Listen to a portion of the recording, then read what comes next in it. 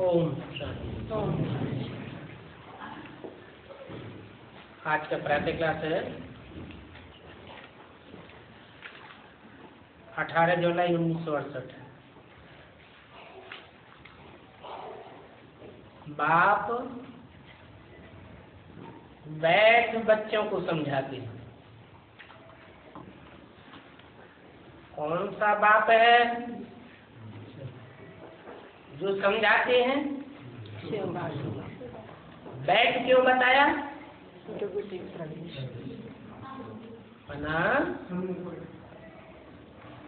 कोई खास स्थान है, कोई खास तख्त है जहाँ बैठकर समझाते हैं। सुनाने की बात नहीं बताई, सिर्फ क्या बताई? समझाते हैं। और बच्चे समझते हैं हम आत्माओं को बाप समझाते हैं। अरे बच्चों की बुद्धि में क्या संबंध आता है समझाने वाले के लिए? कि समझाने वाला भी बाप है, माँ नहीं है। और बाप अपन को आत्माओं का बाप समझते हैं। जीवात्माओं का बाप समझाने वाला नहीं समझता है। किसका बाप अपन को समझता है? आत्माओं का बाप। ऐसे कब कोई नहीं समझाते कि अपन को आत्मा समझो। यह बात ही बैठ आत्माओं को समझाते। यह बाप माने कौन सा बाप है? यह जिसकी बात हो रही है, शिव बाप की, आत्माओं के बाप की। इस ज्ञान की प्रारब्ध तुम नई दुनिया में लेने वाले हो, नंबरवार पुरुषार्थ अनुसार। सुप्रीम सोल बाप जो समझाते हैं, उस समझाने का कनेक्शन इस जन्म से ही नहीं है। कहाँ से है? नई दुनिया। जो नई दुनिया है आत्मिक स्थिति वाली देवताओं की, उस दुनिया के लिए समझाते हैं। और प्रारब्ध लेने वाले भी नई दुनिया के नंबरवार बच्चे हैं, नंबरवार पुरुषार्थ करने वाले। परंतु ये बात भी कोई सभी बच्चों को याद नहीं रहती है कि ये पुरानी दुनिया अब बदलने वाली है। और इस पुरानी दुनिया को बदलने वाला है बाप। नहीं तो बड़े बड़े धर्म पिताएं आए, महात्माएं आए, पुण्यात्माएं आए, लेकिन इस दुनिया को बदल कोई नहीं सका।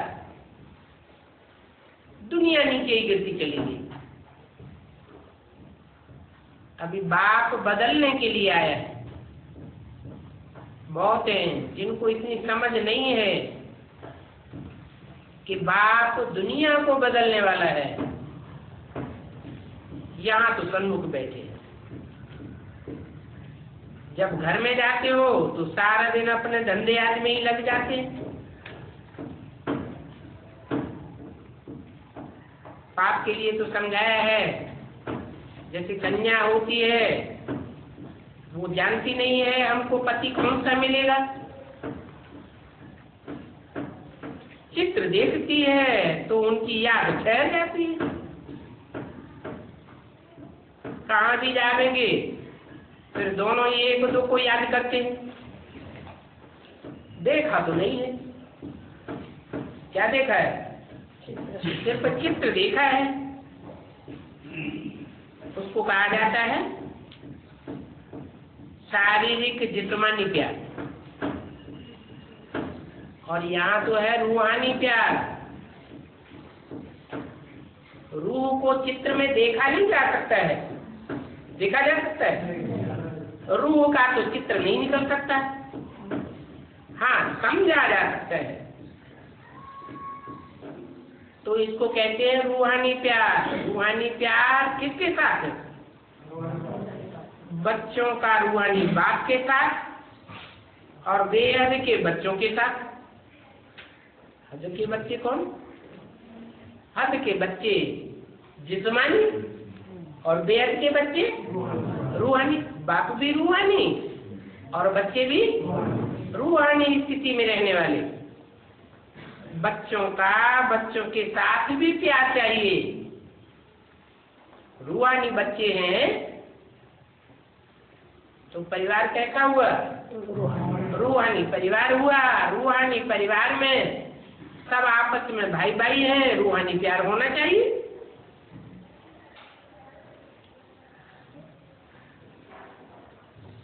यानी आत्माओं का आत्माओं के साथ प्यार होना चाहिए। और ये शिक्षा भी अभी तुम बच्चों को मिलती है।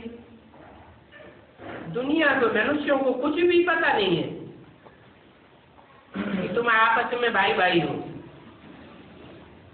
तो वो आत्माओं का प्यार है। सभी भाई भाई भी आपस में जरूर प्यार करते हैं, क्योंकि एक बाप के बच्चे हैं ना, उनको कहा जाता है रूहानी प्यार। ड्रामा प्लेन अनुसार सिर्फ पुरुषोत्तम संगम परी रूहानी बाप आकर के रूहानी बच्चों को सन्मुख समझाते हैं। सन्मुख का मतलब क्या है? सन्मुख का मतलब मुख के सामने बैठकर समझाते हैं।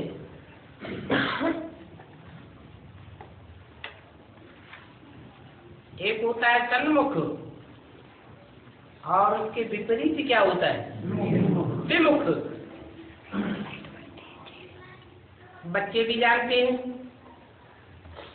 कि बाप अभी परम धाम में नहीं है, कि परम धाम में बैठ करके हम बच्चों को प्रेरणा देते हैं, नहीं। वो यहाँ आए हुए। कहाँ? इस सृष्टि पर आए हुए हैं। हम बच्चों को गुलगुल पवित्र पतित से पावन बनाकर सभी को ले जाते हैं। है कि नहीं? कोई हाथ से पकड़ करके ले जाते हैं? हाथ से पकड़ के ले जाते हैं क्या? नहीं। फिर है बुद्धि रूपी हाथ है, जो बुद्धि रूपी हाथ अपने कब्जे में ले लेते हैं। सबका बुद्धि रूपी हाथ किसकी मुट्ठी में आ जाता है? एक बाप की मुट्ठी में आ जाता है। सभी आत्माएं ऐसे उड़ेंगी जैसे मक्खरों का झुंड जाता है। उनों का भी कोई गाइड होता है। किनों का? मक्खरों के झुंड का भी कोई गाइड होता है। गाइड के साथ और भी गाइड्स होते हैं, असिस्टेंट, जो फ्रंट में रहते हैं मुख्य गाइड के साथ। सारा झुंड जब इकट्ठा हो जाता है तो बहुत आवाज होता है। इतना झुंड इकट्ठा हो जाता है कि सूर्य की रोशनी को भी ढक लेते हैं। इतना बड़ा झुंड होता है।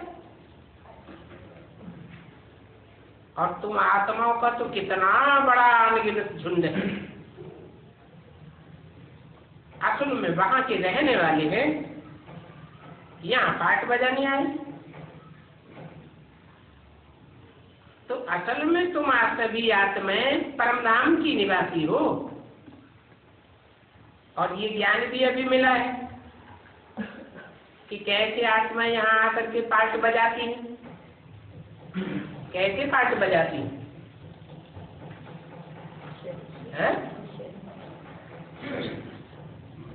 जैसे जिस्मानी रंगमंच होता है तो एक एक करके पार्टदारी रंगमंच पर आते जाते हैं, पार्ट बजाते जाते हैं, और जब ड्रामा पूरा होने को होता है तो सभी इकट्ठे घर वापस जाते हैं। ऐसे ही हम आत्माएं भी परम धाम घर छोड़ करके इस शक्ति पर नंबरवार आते हैं और फिर एक साथ वापस जाते हैं। जब तुम देवताएं हो तो वहां तुमको याद नहीं रहता कि फलाने फलाने धर्म की आत्माएं अगर ऊपर पड़ी हुई हैं परम धाम में। आत्माएं ऊपर से आती हैं, यहाँ शरीर धारण करके पाठ बजाती है। तो ये चिंतन वहां स्वर्ग में या परम धाम में नहीं चलता है। कहाँ चलता है? इसी साकार शक्ति पर है। और कब चलता है? इसी संगम युग में ये चिंतन चलता है। ये भी बात है, तुम अभी जानते हो, समझते हो। हम आत्मा परम धाम में रहने वाले हैं, आगे ये बात का पता नहीं। बाबा भी परम धाम में रहते हैं, वहां से ही आकर के शरीर में प्रवेश करते हैं। अभी वो किस शरीर में प्रवेश करते हैं वो पता तो बतलाई दिया। तुम लिखते भी हो शिव बाबा केयर ऑफ ब्रह्म, ऐसे नहीं लिखते हो शिव बाबा केयर पे परम धाम। परम धाम में तो चिट्ठी जा ही नहीं सकती। क्या प्रैक्टिकल में बाप आया हुआ है तो प्रैक्टिकल में कनेक्शन भी तो चाहिए ना। प्रैक्टिकल कनेक्शन का मतलब क्या हुआ? साकार में बातचीत भी कर सके, एक दूसरे को देख भी सके, चिट्ठियों का लेन देन भी कर सके। तो जैसे साकार दुनिया में कनेक्शन होते हैं, संबंध जुड़ते हैं, ऐसे संबंध जोड़ सके। तो देखो परमधाम में तो चिट्ठी भी नहीं जा सकती। तुम लिखते ही हो परम पिता परमात्मा सेवकिया रात ब्रह्मा बाबा, फिर यहाँ की एड्रेस डालते हो। कहाँ की? ये तो दुनिया की ही साकार में एड्रेस डालते हो ना, क्योंकि तुम जानते हो बाप यहाँ आए हुए हैं और कल्प कल्प यहाँ ही आते हैं। एक ही बार आते हैं और कितनी बार आते हैं ये गिनती नहीं कर सकते। हर कल्प कल्प आते हैं। या मनुष्यों की भी गिनती नहीं कर सकते। अनगिनत मनुष्य हैं। बल मनुष्य आदमशुमारी निकालते हैं, वो एक्यूरेट तो नहीं निकाल सकते। आत्माएं कितनी है वो भी हिसाब नहीं निकाल सकते। ये तो ऐसे ही अंदाजा लगाए लिख दिया। बाप भी कहते हैं अंदाजा लगाया जाता है कि सतयुग में कितने थोड़े मनुष्य होंगे, क्योंकि सिर्फ भारत ही भारत रह जाता है और दूसरे धर्म की आत्माएं तो वहां होती नहीं। तुम्हारी बुद्धि में है हम विश्व के मालिक बन जाते हैं। आत्मा जब शरीर में है तब दोनों इकट्ठे, आत्मा और शरीर अर्थात जीव आत्मा सुख अथवा दुख भोगती है। ऐसे बहुत सन्यासी लोग समझते हैं कि हमारी आत्मा ही परमात्मा है और वो कभी दुख नहीं भोगती है, क्योंकि समझते हैं आत्मा निर्लेप है। आप बताओ आत्मा निर्लेप है या परमपिता परमात्मा निर्लेप है? क्यों? क्योंकि आत्माओं को तो संग का रंग लगता है, परम पिता परमात्मा को कोई के संग का रंग नहीं लगता है। तो लेट सेट की बात ही नहीं। बहुत बच्चे हैं जो इस बात में मुझते हैं कि हम अपन को आत्म निश्चय करें तो कैसे करें, फिर बाप को याद कहाँ करें। ये तो जानते हैं बाप परम धाम का निवासी है और वो सभी आत्माओं का बाप है। सभी आत्माओं का मतलब सिर्फ मनुष्य आत्माओं का ही बाप नहीं है, लेकिन जो भी आत्माएं हैं, कीट पशु पक्षी पतंगे जीव जंतु सब का बाप है। ये तो निश्चय बाबा ने हमको परिचय दिया है। कहाँ भी चलते फिरते बैठते बाप को याद करो। बाप रहते हैं परम धाम में, तुम्हारी आत्मा भी कहाँ की रहने वाली है। फिर पाठ बजाने यहाँ आती है, यहाँ पाठ बजाने आती है तो यहाँ ही रहते हैं ना। ऐसे थोड़े बीच बीच में परम धाम चले जाते होंगे। आत्मा जानती है हम इस समय रथ में प्रवेश करके आते हैं। तुम लिखते भी हो, शिव बाबा को याद करते हो, तो यहाँ इस दुनिया में याद करते हो ना, यह परमधाम में बुद्धि चली जाती है। इस दुनिया में याद करते हो। 18 जुलाई 1968 की वाणी का दूसरा पेज। जबकि बाप यहाँ आए हैं तो तुम चिट्ठी भी यहाँ लिखते हो और यहाँ ही याद करते हो। कौन? तुम। वो बच्चे नहीं, वो माने कौन? तथाकथित ब्राह्मण जिनके ब्रह्मा बाप का ही पता नहीं है कि कहाँ है। उनको पता नहीं है कि बाप को कहाँ याद किया जाना चाहिए, बाप कहाँ है। और तुमको तो पता है। जिन जिनको परिचय मिला है किसका? बाप का। समझ मिली है कि बाप कहाँ है, बाप को हम कहाँ याद करें। ये ज्ञान तो तुम बच्चों को मिल गया कि बाप यहाँ इस सृष्टि पर ही आए हुए हैं। क्या तुमको ये परिचय मिल गया है?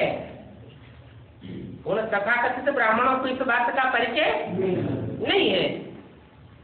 बाबा भी परम धाम में नहीं रहते हैं। कहाँ रहते हैं? साकार सृष्टि पर रहते हैं। वो क्या समझते हैं?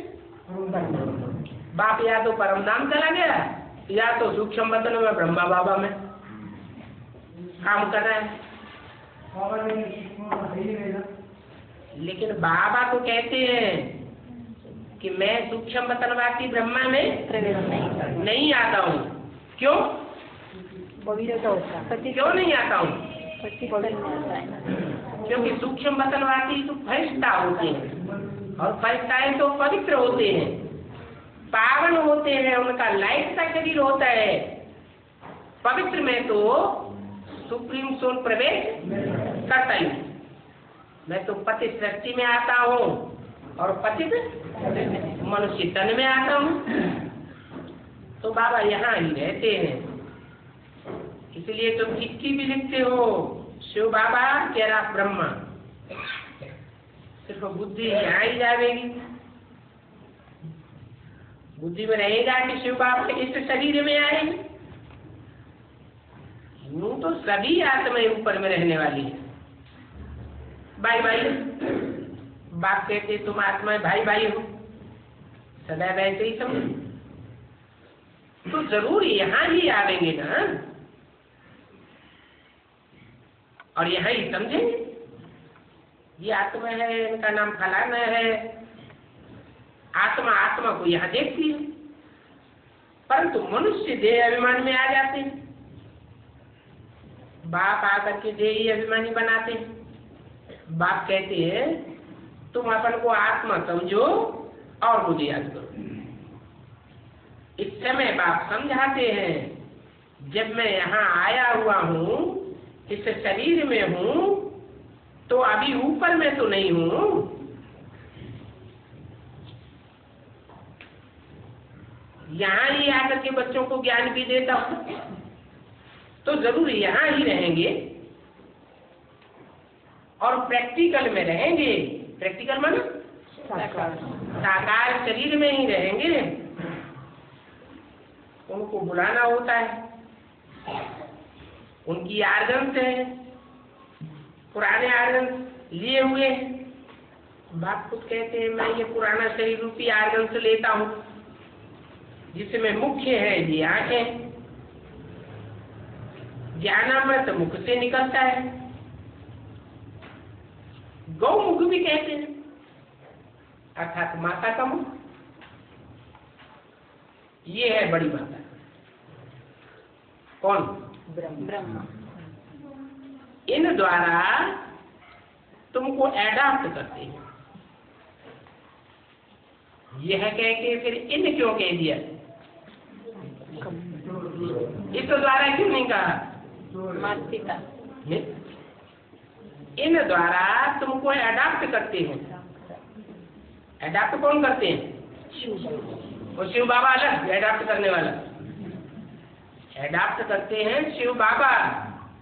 बाबा कहा जाता है साकार निराकार के मेल को। और किन द्वारा एडाप्ट करते हैं? इन द्वारा। इन माने कौन? नहीं, राम के तन द्वारा तो शिव बाबा ही है। एडाप्ट करने वाला कौन है? शिव बाबा। लेकिन किस द्वारा एडाप्ट करते हैं? दो ब्रह्मा। हाँ, बेसिक में ब्रह्मा और एडवांस में जगदम्बा। इसलिए बोला इन द्वारा तुमको एडाप्ट करते हैं। कौन करते हैं? शिव बाबा तो यहाँ ही है ना। ये ज्ञान सारा बुद्धि में ठहरना चाहिए। बाप कहते हैं, मैं तुमको प्रजापिता ब्रह्मा द्वारा एडाप्ट करता हूँ। क्या सिर्फ ब्रह्मा द्वारा नहीं, प्रजापिता ब्रह्मा द्वारा एडाप्ट करता हूँ। तो ये माँ भी हो गई ना।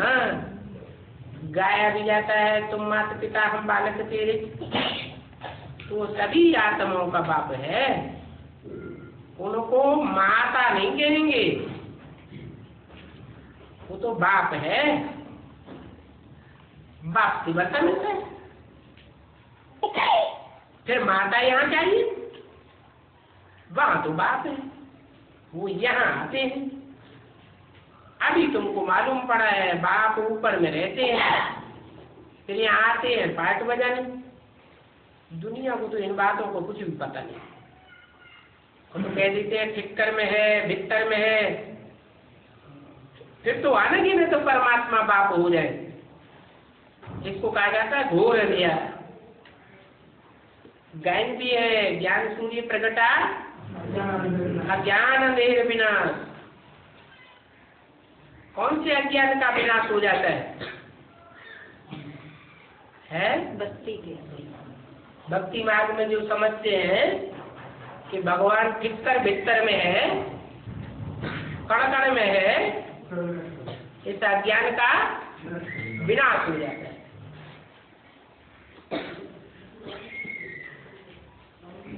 वो तथाकथित तो ब्राह्मण तो नहीं कहते ठिक्कर भित्तर में है, कण कण में है। कहते हैं क्या? नहीं कहते। अच्छा, अंतर से मानते हैं। कैसे? ठिक्कर माने जैसे मिट्टी का ढेला होता है, उसमें एक ठोकर लगे तो बिखर जाता है। ऐसे माया की ठोकर लगने वालों में भी क्या समझते हैं कि भगवान बैठा हुआ है। बिस्तर भीत ज्ञान मार्ग में दीवार बन करके खड़े हो जाते हैं। न खुद समझते हैं, न दूसरों को समझने देते हैं। ऐसे विस्तर बुद्धियों में भी समझ बैठे हैं कि भगवान व्यापक है। बाप कहते हैं ये उनका देह अभिमान है, जिस कारण से अंधियारा है, अभी तुमको ज्ञान मिला है। और वहां नई दुनिया में तो रावण होता ही नहीं है, इसलिए वहां कोई विकार नहीं होता है। क्यों नहीं विकार होता है? क्योंकि वहां द्वैतवाद कोई है ही नहीं। दो मत देने वाले दो दो सिर होते नहीं, देहाभिमानी भी नहीं। वहां तुम आत्माभिमानी रहते हो, आत्माओं को ज्ञान है। अभी हम छोटा बच्चा, अभी जवान बना, अभी वृद्ध शरीर हुआ, इसलिए नया शरीर लेना होता है, पुराना शरीर छोड़ना होता है। वहां ऐसे नहीं कहते हैं कि फलाना मर गया।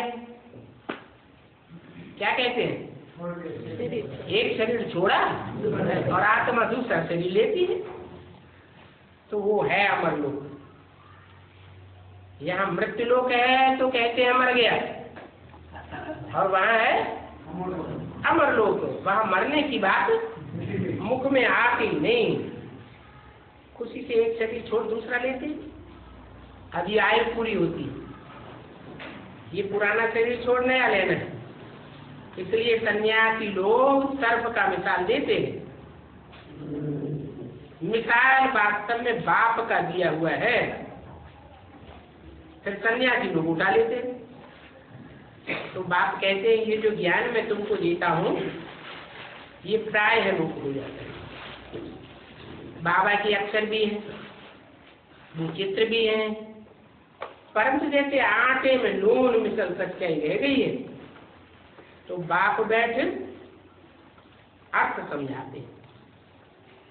कहेगा शास्त्रों का पुराने जो भी अजंता एलोरा एलिफेंटा की गुफाएं में चित्र मिले हैं, उन चित्रों के आधार पर शास्त्र बने हैं, उन शास्त्रों का अर्थ बैठ बाप समझाते हैं। जैसे सर्प को पुराना खल छोड़ा आपे ही दूसरा नया खल ले लेता है, ऐसे तुम भी ये पुराना देह अभिमान रूपी शरीर छोड़ देते हो और तुम्हारी नई खल आ जाती है। उन सन्यासियों के लिए ऐसे नहीं कहेंगे कि एक शरीर छोड़ दूसरे में प्रवेश करते, नहीं। खल बदलने का एक सर्प का ही मिसाल है। वो खल देखने में भी आती है, जैसे कपड़ा उतारा जाता है तो कपड़ा देखने में आता है ना, ऐसे ही सर्प खल छोड़ देता है, दूसरी मिल जाती है। तो जब सर्प खल छोड़ता है तो सर्प जिंदा रहता है कि मर जाता है? जिंदा रहता है। ऐसे भी नहीं कि वो सदैव अमर रहता है, नहीं। 2-3 खर बदली और फिर फिर शरीर छोड़ वो फिर मर जाएगा। वहां भी समय पर तुम एक खल छोड़ दूसरा शरीर लेते हो। जानते हो अभी हमको गर्भ में जाना है, सर्प तो गर्भ में नहीं आता है, वो सिर्फ खल बदलते हैं। वहां तो योग बल की बात होती नहीं है। ये कहाँ की बात है? योग बल की बात यहाँ इस संगम युग की है। योग बल से तुम जाते हो, इसलिए अमर कहा जाता है। आत्मा कहती है अभी मैं बूढ़ा हो गया हूँ, शरीर पुराना हुआ, साक्षात्कार हो जाता है। अभी हम जाकर के छोटा बच्चा बनूंगा। आप एक शरीर छोड़ा आत्मा भाग करके जो छोटे बच्चे में प्रवेश करती, उस गर्भ को जेल भी नहीं कहा जाता है। क्यों है? गर्भ जेल क्यों नहीं कहा जाता है? दुख नहीं है, क्योंकि वहां कोई प्रकार का गर्भ में भी दुख नहीं होता है। इस दुनिया में तो गर्भ में से निकलने के लिए आत्मा त्राय त्राय करती है, तो उसे गर्भ महल कहा जाता है। पाप तो कोई वहां होता ही नहीं जो गर्भ जेल में भोगना पड़े, इसलिए वहां गर्भ महल में आत्मा बड़े आराम से रहती है, दुख की कोई बात ही नहीं। न तो कोई ऐसी गंदी चीज आदि खाते हैं जिससे बीमारी आदि हो जाए। यहाँ तो बहुत गंध खाते हैं, स्थूल गंध भी खाते हैं और गंदे संकल्पों की भी गंध खाते हैं। उस गंध का असर फिर अंदर बच्चे के ऊपर भी पड़ जाता है।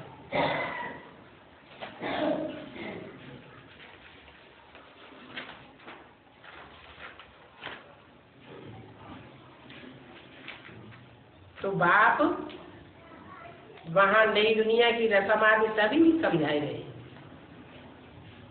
18 जुलाई 68 की वाणी का तीसरा दिन। अभी बाप कहते हैं, बच्चे तुमको निर्वाण धाम जाना है और ये नित्य बुद्धि में धारण करके फिर इस दुनिया को बदलना है। माना ये दुनिया कैसे बदलेगी? वाचा की शक्ति से बदलेगी? नहीं बदलेगी। भाग दौड़ से बदलेगी? नहीं बदलेगी। कैसे बदलेगी? जब हम निर्वाण धाम जाएंगे, माने हमारी आत्मा निर्वाण धाम की वासी बने, वाणी का फोर्स, वाणी का अहंकार मात्र भी खत्म हो जाए, मनसा संकल्प शक्ति इतनी पावरफुल बने, तब ये दुनिया वाइब्रेशन बदलेंगे। सारी दुनिया बदलनी है, पुरानी तो फिर नहीं होगी। हर एक चीज बदलती है। झाड़ से कितना बीज निकलते हैं, तो सभी बीज लगाओ तो फिर कितने फल निकलते हैं? एक बीज से कितनी डाल डालियां टहनियां निकलती हैं। सतयुग में एक ही बीज से एक ही बच्चा पैदा होता है, योग बल से।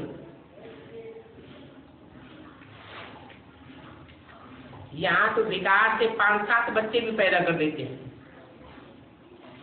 सतयुग और कलयुग में देखो बहुत फर्क हो जाता है। तो वहां कौन सा बल होता है? आत्मिक बल होता है, और यहाँ इंद्रियों का बल है। बात बतलाते हैं, ये नई दुनिया फिर पुरानी होती है।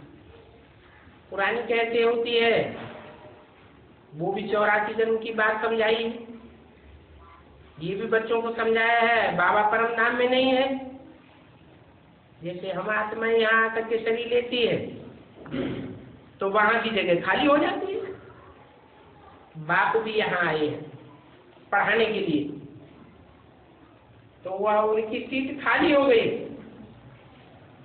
पहले तुम जानते हो कि हम नंबरवार आते हैं। पहले तुम जाते हो या बाप जाते हैं? पहले परमधाम में कौन जाता है? बाप जाता है? पहले बाप। कौन जाता है पहले? बाप अकेला जाता है क्या? बाप दादा जाते हैं। पहले तुम जाते हो या बाप जाते हैं? बाप दादा जाते हैं। बाप तो एक ही है, तुम जाओ या बाप जाओ। जो भी आत्मा जाएंगी हर एक अपनी अपनी जगह में जाकर के खड़ी हो जाएगी। उनकी जगह बदलती नहीं है, अपने अपने धर्म में अपने जगह पर नंबरवार जाकर के खड़ी होंगी। फिर नंबरवारी भी किया है, इसलिए छोटी मॉडल बना कर रखी है मूल वतन की। वहाँ देवी देवताओं का सेक्शन अलग होता है, सभी धर्मों का अपना अपना सेक्शन है। ये तो समझ गए हो। देवी देवताओं का है पहला धर्म, अव्वल नंबर का धर्म है। इसलिए मुसलमान लोग भी क्या कहते हैं? अल्लाह अव्वल दीन। फिर नंबरवार और बढ़ाते हैं, नंबरवार ही जाकर के रहेंगे। तुम भी नंबरवार पास होते हो, उन मार्क्स के हिसाब से जगह तुम लेते हो। ये बाप की पढ़ाई सारे कल्प में एक ही बार होती है, फिर पिछाड़ी में इम्तिहान होता है, उसमें भी नंबरवार हो जाते हैं। तो महात्माओं का कितना छोटा सा झाड़, छोटा सा सिजरा होगा। जैसे यहाँ तुम्हारा इतना बड़ा झाड़ है, बाकी ऐसे ही सेक्शन है। ये झाड़ आदि भी तुम बच्चों ने दिव्य दृष्टि से देख करके बनाए हैं। आत्मा कितनी छोटी है और शरीर कितना बड़ा है। मनुष्य को तो फिर ज्यादा जगह चाहिए। आत्माएं तो वहां जाकर के बैठेंगी और बहुत थोड़ी जगह में नजदीक नजदीक जाकर रहती है, तब सोवेंगी भी बहुत। आत्मा को कितना छोटा सा झाड़ हो, यहाँ तो मनुष्यों का झाड़ कितना बड़ा है। और मनुष्यों को तो कितनी जगह चाहिए, न चलने न फिरने न घूमने आदि का जगह रहता है परम धाम में। वहां तो छोटी सी आत्मा एक जगह बैठी। यहाँ तो नौकरी आदि करने की समय जगह चाहिए। निराकारी दुनिया में आत्माओं को कितनी छोटी जगह होगी इस दुनिया की भेंट में। इसलिए इन चित्रों में भी दिखाया है, आत्माएं वहां बहुत छोटी छोटी रहती है। नंबर वाली यहाँ पे तो ये बना बनाया ड्रामा है। शरीर छोड़ आत्माओं को वहां जाना होता है। तुम बच्चों की बुद्धि में है कि हम वहां कैसे रहते हैं और दूसरे धर्म वाले कैसे रहते हैं और फिर कैसे अलग अलग हैं। फिर अलग अलग ही आते हैं नंबर में। देवताओं के बाद कौन आवेंगे? हैं? क्षत्रिय आएंगे।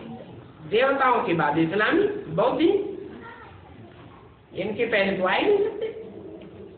तो ये सभी बातें तुमको कल्प में एक ही बार बात सुनाते हैं। बाकी तो सभी है जिस्मानी पढ़ाई, उनकी रूहानी पढ़ाई नहीं है। अभी तुम समझते हो हम आत्मा है। आई माना कौन? हु एम आई? मैं आत्मा। मैं माने मेरा शरीर। मनुष्य ये नहीं जानते, उनका तो सदैव शारीरिक संबंधी रहता है। सतयुग में भी शारीरिक संबंध तो होगा, परंतु वहां तो तुम आत्मा भी बनी रहते हो। ये पता पड़ता है कि हम आत्मा है, ये हमारा शरीर है, अभी वृद्ध हो गया है, इसलिए हम आत्मा एक शरीर छोड़ दूसरा लेते हैं। इसमें मुझे करने की कोई बात नहीं रहती है। तुम बच्चों को तो बाप से राजाई लेनी है और लेनी भी जरूर है बेहद के बाप से। बेहद की राजाई। मनुष्य जब तक ब्राह्मण बना नहीं है, ज्ञान को पूरा समझा नहीं है और भक्ति मार्ग वाले हैं, भक्ति के संस्कार हैं, तो प्रश्न भी कौन से पूछेंगे? भक्ति हैं? भक्ति के ही प्रश्न पूछेंगे। ज्ञान होता ही है तुम ब्राह्मणों। तुम ब्राह्मणों का वास्तव में मंदिर भी कहाँ है? अजमेर है? तुम ब्राह्मणों का मंदिर भी वास्तव में अजमेर है। एक होते हैं पुष्कर ब्राह्मण। कैसे ब्राह्मण? पुष्करणी। पुष्प माने धक्का लगाना, पुष्करणी माने धक्का लगा के चलते हैं, अपने आप स्वेच्छा से पुरुषार्थ नहीं करते। और दूसरे होते हैं सारस्वत। सारस्वत माने खुद के पुरुषार्थ। बाबा ने तो बताया सार को सिद्ध करने वाले, लेकिन सारस्वत का अर्थ होता है सरस्वती पुत्र। जैसे ब्रह्मा का पुत्र ब्राह्मण, मात्रा बढ़ गई, ऐसे ही सरस्वती का पुत्र सारस्वत। अजमेर में ब्रह्मा का मंदिर देखने जाते हैं। ब्रह्मा बैठा हुआ है, दाढ़ी आदि भी दी हुई है। उनको मनुष्य के रूप में दिखाते हैं।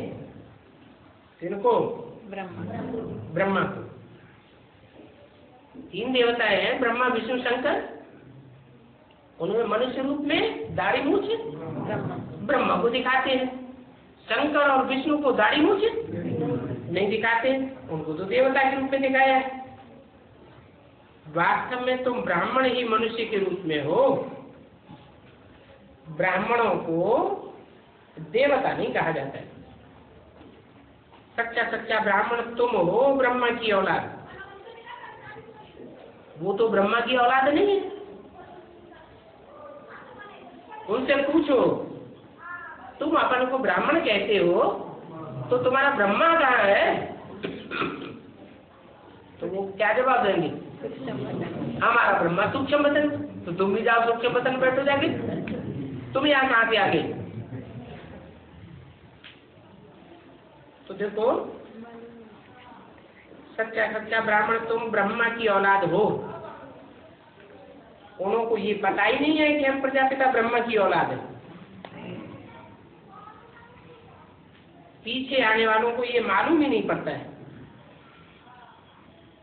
पीछे आने वाला माने है जो आत्माएं परम धाम से हमारे बाद उतरी हैं, उनको इन बातों का पता नहीं पड़ता है।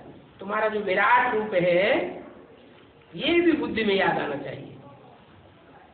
ये सारी नॉलेज है जो तुम कोई को भी अच्छी रीति समझा सकते हो। हम आत्माएं बाप के बच्चे हैं। ये यथार्थ नीति समझ करके ये निश्चय पक्का पक्का होना चाहिए। ये तो यथार्थ बात है। सभी आत्माओं का बाप एक परमपिता परमात्मा, और सभी उनको याद करते हैं। हे भगवान, हे ईश्वर। मनुष्यों के मुख से निकलता तो जरूर है ना। 18 जुलाई 1968 की वाणी का 4था पेज।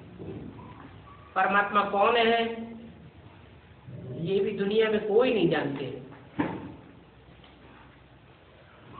क्या कह देते हैं परमात्मा के बारे में? है आत्मा तो परमात्मा, या तो कहते हैं परमात्मा इसका विस्तर में। जब तक बाप आकर न समझावे तब तक कोई जान नहीं सकता। बाप ने समझाया है ये लक्ष्मी नारायण जो विश्व के मालिक थे, इस बात को ये ही नहीं जानते हैं तो फिर ऋषि मुनि फिर कैसे जानेंगे? क्या कि वास्तव में परमात्मा परम पिता कौन है ये लक्ष्मी नारायण ही नहीं जानते थे तो दूसरा कोई कैसे जानेगा? अभी तुमने बाप द्वारा जान लिया है, अभी तुम समझते हो हम आस्तिक हैं, बाकी सभी नास्तिक हैं। जो बाप को जानते हैं सो आस्तिक, आस्था रखेंगे। नहीं जानते हैं तो आस्था कहाँ से रखेंगे? तो नास्तिक हो गए। अभी तुम रचयिता और रचना के आदि मध्य अंत को जानते हैं। कोई अच्छी रीति जानते हैं, कोई कम। बाप तो सबको सन्मुख आकर पढ़ाते हैं, फिर कोई अच्छी रीति धारण करते हैं, कोई कम धारण करते हैं। और पढ़ाई तो बिल्कुल सहज है, सहज पढ़ाई भी है और फिर बड़ी पढ़ाई भी है। बड़ी कैसे है? लंबी चौड़ी। बड़ी पढ़ाई कैसे है? 70 साल से 40,000 साल की। सहज पढ़ाई तो ये है कि हम आत्मा हमारा बाप ज्योति परम पिता परमात्मा। फिर हम आत्मा 84 जन्मों में क्या क्या कहाँ कहाँ कैसे कैसे पार्ट बजाने वाली है, ये थोड़ी बड़ी लंबी बात हो जाती है, बड़ी बात हो जाती है। तो बड़ी पढ़ाई भी, बाप में इतना ज्ञान है तो हम बच्चों में भी होना चाहिए। बाप कहते हैं कि तुम बच्चे अपने जन्मों को नहीं जानते हो, मैं जानता हूं। तो पढ़ाई बड़ी है, इतनी बड़ी पढ़ाई है कि सागर को मत बनाओ तो भी अंत नहीं पाए सकते। बाप बहुत सच करके सहज करके समझाए देते हैं, सिर्फ बाप को जानना है और सदर्शन चक्रधारी बनना है, बस। जात में कुछ भी करने की दरकार नहीं है। सेंसिबल जो होंगे वो झट 2 अक्षर से समझ जाएंगे। कौन कौन से 2 अक्षर? अलग और भी। बरोबर बाप आकर स्वर्ग की स्थापना करते हैं। आकर के करते हैं ब्रह्मा के तन में, या ब्रह्मा के तन से चले जाते हैं फिर करते हैं? आकर के करते हैं, आकर के करेंगे, चले जाने के बाद करते हैं। ब्रह्मा के तन में आते हैं फिर चले जाते हैं? नहीं, आकर के करते हैं। बाप तो आते हैं, तो जब तक स्वर्ग की स्थापना न कर ले तब तक वापस जाते ही नहीं। ये ब्रह्मा मल चला जावे, मम्मा मल चली जावे, तो भी लेकिन बाप तो काम करेगा, पूरा करके ही जाते हैं। अभी तो हम नरक में हैं। क्या नरक ऐसे कोई न समझे कि हम स्वर्ग में बैठे। 84 लाख जन्म तो होते ही नहीं है। बाकी हाँ 84 जन्म जरूर होते हैं, वो भी सबके थोड़े ही होते हैं। सतो प्रधान, सतो रजो तमो, इन स्टेजेस से सभी आत्माओं को गुजरना पड़ता है, चाहे कम जन्म लेने वाली हो या पूरी 84 जन्म लेने वाली। आधा कल्प में है सूर्यवंशी चंद्रवंशी, फिर आधा कल्प के बाद फिर ये और धर्म आते हैं। तो बुद्धि काम करती है। एक बार बाप का परिचय मिला और 84 का चक्र समझाए, फिर रचयिता और रचना के आदि मध्य अंत का राज समझाया, उसमें सब कुछ आ जाता है। तो बात बिल्कुल थोड़ी है, बाकी जो डिटेल है उसमें फिर टाइम लग जाता है।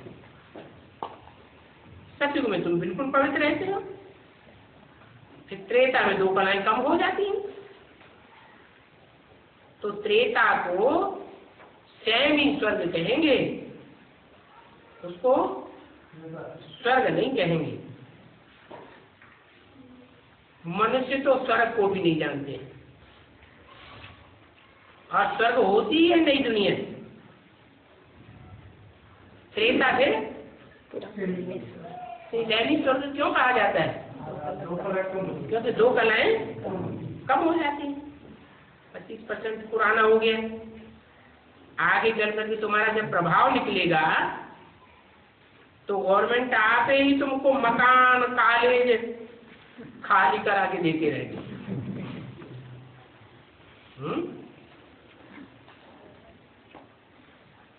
समझेंगे? बरोबर ये तो सभी के कैरेक्टर सुधारते हैं। वो पढ़ाई बंद हो जाएगी हैं? कॉलेज में स्टूडेंट से ही परेशान हो जाएंगे। यहाँ तो तुम सभी के कैरेक्टर से सुधारते हो। कैरेक्टर तो दुनिया के बहुत खराब हो गए। तुम्हारी है देवी कैरेक्टर, उनके हैं आसुरी कैरेक्टर, उनकी है डागली पढ़ाई, तुम्हारी है गाढ़ली पढ़ाई। तुम कहेंगे अभी हम इन सभी के कैरेक्टर्स को सुधारते, तो तुमको बुलावेंगे। ये भी समझते हैं सभी की कैरेक्टर्स तो नहीं सुधरेगी, तो भी बहुतों के कैरेक्टर्स को सुधार सकते हैं। पावन बनने से दैवी कैरेक्टर्स बन जाते हैं। पतित है तो आसुरी कैरेक्टर्स होती है। पावन बनने से दैवी कैरेक्टर्स बन जाते हैं। और ये बात तुम जानते हो कि अभी तुम ही पवित्र बनते हो। तुम्हारी कैरेक्टर्स भगवान आकर के सुधारते हैं। कोई मनुष्य नहीं है सुधारने वाला।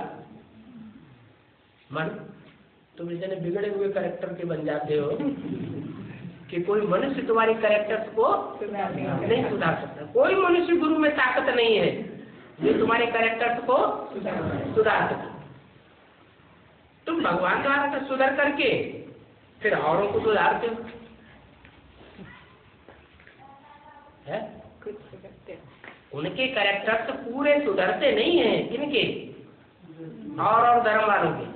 लेकिन फिर भी उनको जितना भी सुधरना है वो उनको सुधारने वाले कौन बनते हैं? तुम बच्चे, सिवाय ब्राह्मणों के और कोई कैरेक्टर तो सुधार नहीं सकता। इसके लिए ही हंगामे अत्याचार आदि होते हैं। अभी दिन प्रतिदिन समय कम होता जाता है। तो पुरुषार्थ यही करना है कि एक के सिवाय दूसरा कोई याद ना। मेरा तो एक शिव बाबा, दूसरा न कोई। गंधर्वी विवाह वाला युगल भी याद न रहे। क्या? एक शिव बाबा बस। अंत समय शिव बाबा की ही याद। वो लोग तो गाते हैं कि गंगा का तट हो और मुख में गंगा जल हो तब प्राण तन से निकले। हैं? कौन लोग गाते हैं? भक्ति मार्ग वाले। झूठा गाते हैं कि सच्चा गाते हैं? झूठा गाते हैं। कहाँ की गायन है? संगम युग का गायन है। तो वो याद कहाँ की दिलाते हैं? संगम युग की याद दिलाते हैं। क्या याद दिलाते हैं? याद दिलाते हैं कि संगम युग में भी जब अंत में ज्ञान गंगाएं निकलेंगी तब उद्धार होगा। गंगा का तट हो माने गंगा के किनारे हो और मुख में गंगा का जल हो, यमुना का जल हो, सरस्वती का जल हो। ये नहीं कहा। क्या कहा? गंगा का जल हो। तब अंत समय में अंत मते सुगते हो जाएंगे। क्योंकि पतित पावन गंगा को वो समझ लेते हैं। अब वास्तव में गंगा तो पतित पावनी नहीं है। हाँ, पतितों को पावन बनाने वाली गंगा भी पतित पावनी कब बनती है? जब बाप के साथ उसका संबंध जुड़ा हुआ। अभी तुम समझते हो पावन बनाने वाला तो एक ही बाप है। तो एक के सिवाय और कोई भी याद करे तो ये अभी विचारी याद करने की मेहनत करनी पड़े। बाकी ये भोग आदि लगाना ये तो न ज्ञान है और न याद है। इसको ज्ञान योग नहीं कहेंगे। इन बातों से हमारा कोई कनेक्शन नहीं है। हमारा मन हम एडवांस पार्टी वालों का भोग से और ज्ञान दीदार आदि से कोई कनेक्शन नहीं है और इसमें मुझने की भी दरकार नहीं।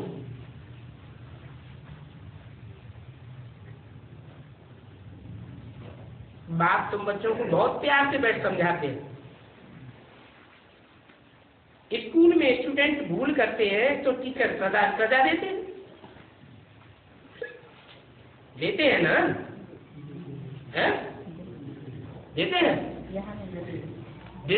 और यहाँ 70 साल से ऊपर हो गए भूले करते करते। कोई ऐसा नहीं है पढ़ाई पढ़ने वाला भूले ना करता जो ये कहे कि मैंने भूले नहीं की। सब से भूलें होती रहती हैं और सजा खाते बाप कोई को नहीं देते। सजा देते हैं क्या? कोई को सजा नहीं देते। हाँ, ये कहेंगे कि माया सजा देती है। क्या? माया सजा देती है, पथ भ्रष्ट कर देती है। क्या सजा देती है? हम श्रीमत के बरखिलाफ चलते हैं तो माया हमारा पद भ्रष्ट कर देती है। जन्म जन्मांतर कल्प कल्पांतर के लिए अगर तुम उल्टा काम करते हो तो तुम्हारा पद भ्रष्ट हो जाता है। इतना उल्टा काम करते हो कि शिव बाबा को भी धोखा दे देते हैं। शिव बाबा को क्या धोखा देते हैं? शिव बाबा की सर्विस को छोड़ करके औरों के अंदर जी का आर्डर में चलते हैं तो क्या हो जाता है? डिस सर्विस हो जाती है। वो शिव बाबा को धोखा दिए तो ऐसों से फिर बहुत भारी सजा हो जाती है। कैसों की? वो शिव बाबा की सर्विस छोड़ करके हाँ औरों की मत पर चल पड़ते हैं, डिस सर्विस करने लग पड़ते हैं। अनेक प्रकार की डिस सर्विस कर लेते हैं। तो बाप का हाथ तो बच्चों को पाप छोड़ना नहीं चाहिए, नहीं तो माया पूरा ही हप कर लेती है। माया बाप से छुड़ाए देती है। माया की ग्राचारी ऐसी बैठती है तो ख्यालात आने लगते हैं कि छोड़ दे, जाकर के यह करें वह करें, ऐसे करते करते भाग जाएंगे। बाबा भी माया को कहेंगे ऐसे ऐसे संकल्प करने वालों को कच्चा ही खा जाओ, छोड़ना नहीं। माया बेटी को कहेंगे तुमको अच्छा ग्राहक मिला। आश्चर्य में तो भगन की ये तो गायन है, जो पास्ट हो गया है वो प्रेजेंट में भी होता है। तो तुम्हारी माया के साथ लड़ाई है, ऐसी लड़ाई है जो आश्चर्यवत कथनती सुनंती, फिर माया का चिंतन परंती और माया अपकरंती। अच्छा